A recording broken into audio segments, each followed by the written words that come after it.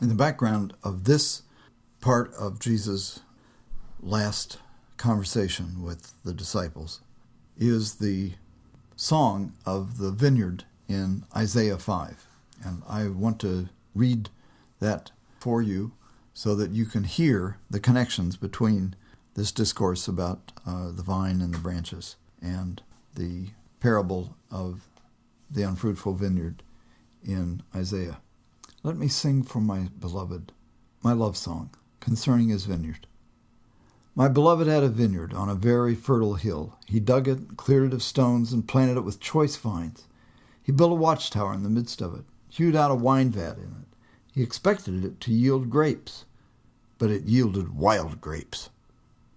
And now, inhabitants of Jerusalem and people of Judea, judge between me and my vineyard.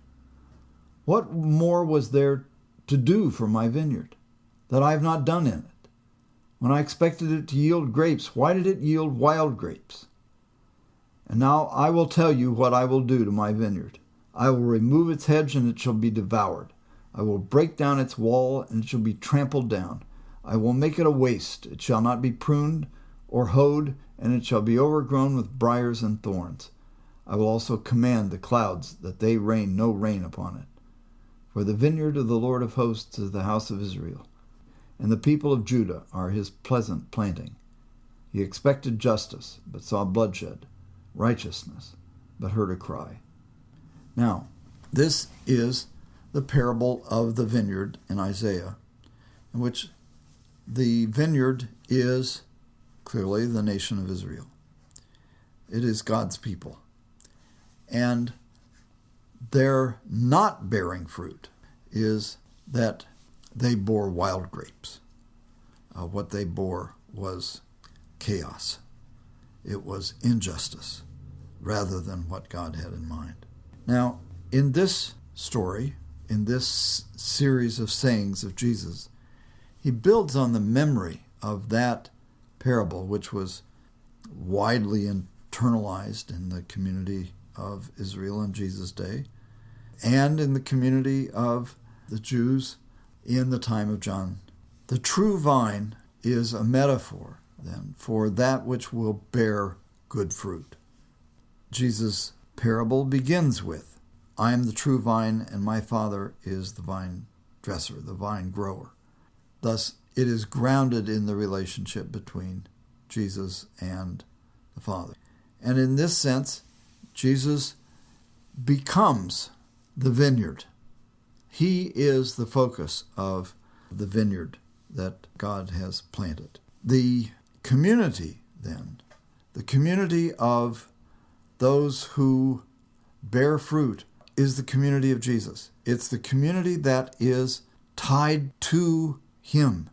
Every branch of mine. The branches that bear no fruit, cut off, just as in Isaiah. The branches that do bear fruit are pruned clean. Now, this word in Greek has this double meaning. And once again, I think the only way to deal with this, when there are two meanings, both of which are picked up and developed, that the only way to deal with that is to translate both of the meanings. So the word kathaireo in Greek means both to prune and to clean. So they are made clean, that is, they are made pure, made righteous by being pruned, by being cut off. What is the experience to which this refers? Well, it is in part the experience of the community in the aftermath of the war, in which there was such painful pruning. Many people were killed. And it is also about the spiritual discipline that happens when someone who is born fruit needs now to learn new things and to have some things cut off, some traditions cut away in order to be prepared for the new situation in which they will live. So the word of Jesus has then cleansed them. It has pruned them.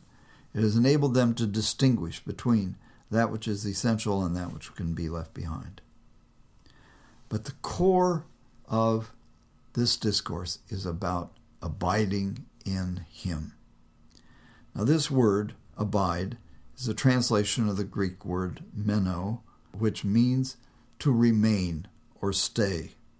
Abide is probably still the best English word to render what is meant by the Greek, but it has a somewhat more, pietistic feeling than is present in the Greek. The word is about staying. It's about remaining with him and in him, not leaving, not getting distracted, but staying there. And that whoever stays there has then an ongoing source of life, energy, creativity, bearing of fruit. And that is what it's at the core of discipleship, is abiding, staying, remaining in the vine, in Jesus' energy. So this whole discourse is then a description of that relationship. The branch can't bear fruit by itself unless it abides in the vine, so also you cannot bear fruit unless you abide in me. This is in part a solution to the problem of the parable of the vineyard in Isaiah. How is it that we maintain connection with God? How is it that we maintain the ability to be fruitful, to be creative, to generate new things? Well, it's by staying connected with the Spirit of Christ and the Spirit of him as the vine out of which then the energy of the Spirit flows. Jesus also identifies in this how important it is for abiding in him to also mean abiding in his words.